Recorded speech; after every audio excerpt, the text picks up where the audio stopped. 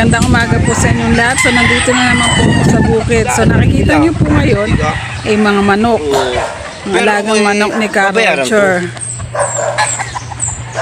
So ayan po sila.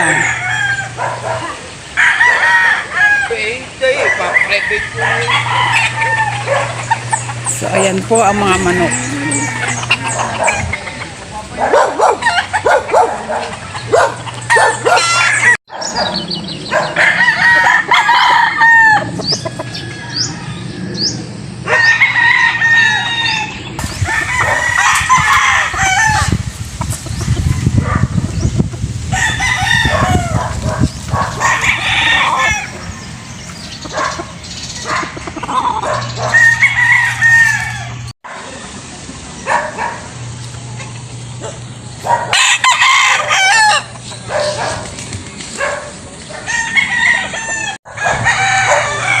Ayan po, tumitilaok silang lahat.